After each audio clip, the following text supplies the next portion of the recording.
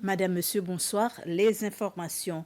La PUC commencera la pose du troisième câble électrique entre Pralin et la digue au plus tard cette semaine. Le projet avait été initialement prévu au début de cette année, mais a été reporté après qu'un appel d'offres a été rejeté.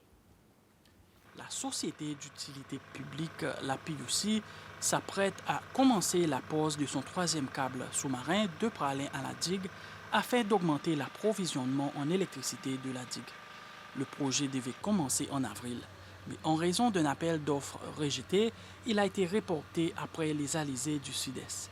L'ensemble du projet devrait coûter environ 28 millions de roupies à la PUC et constitue une nécessité en raison de la demande croissante d'électricité sur l'île et à la suite d'une défaillance malheureuse de l'un des câbles actuellement utilisés.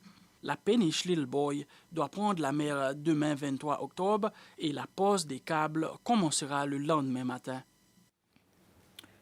Le dirigeant de l'opposition à l'Assemblée nationale, Sébastien Pillet, a déposé une PNQ au sujet de l'hôtel Assomption à l'Assemblée nationale, à laquelle deux ministres sont venus répondre. Il s'agit du ministre du Foncier et de l'Habitat, Billy Rangasamy, et celui de l'Agriculture, du Changement climatique et de l'Environnement, Flavien Joubert. Le dirigeant de l'opposition à l'Assemblée nationale voulait savoir si le gouvernement pouvait immédiatement mettre les documents relatifs à ce dossier à la portée du Parlement et s'il avait consulté la Fondation des îles de Seychelles, la SAIF, avant le lancement du projet. Sinon, pourquoi? Le ministre du Foncier et de l'Habitat, Billy Rangasamy, a dit du projet avoir suivi tout le processus recommandé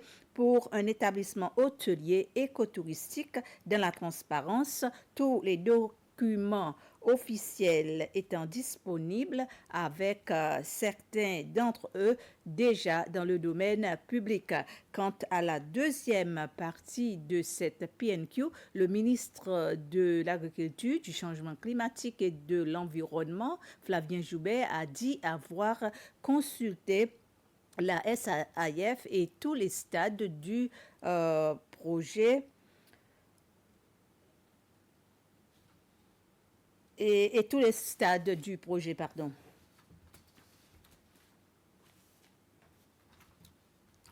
Amitié-Pralin, la région où se trouve l'aéroport, est destinée à devenir un village récréatif avec une touche à la fois touristique et culturelle. L'annonce a été faite par la ministre de l'Investissement, de l'Entrepreneuriat et de l'Industrie, Devika Vidot, à l'Assemblée ce matin. Elle répondait à une question du député de Grand-Anse-Pralin, Wevel Woodcock, sur la date du coup d'envoi du projet et les types d'aménagements prévus dans cette zone. La question avait été lue par la députée Doyas Poris en remplacement de M. Woodcock. Mais le ministre n'a pas répondu à ces questions, expliquant que ce projet est encore au stade d'enquête de faisabilité. Vous vous rappellerez qu'un conseil de ministres avait approuvé en mars de l'année en cours ce projet incluant un restaurant, un kiosque pour artisans, un bar, une galerie d'art et une scène pour spectacles culturels. Le ministre du Foncier et de l'Habitat a rencontré ses partenaires afin de faire des recommandations sur l'impact social sur les zones des logements sociaux. Un programme chargé de différents plans stratégiques recherchera des solutions sur l'impact social sur les logements sociaux dans la communauté. M. Rangasamy a expliqué que l'investissement financier dans le développement ne suffit pas, il faut également investir dans l'aspect social. Ainsi s'achève ce résumé d'informations. Merci de votre attention.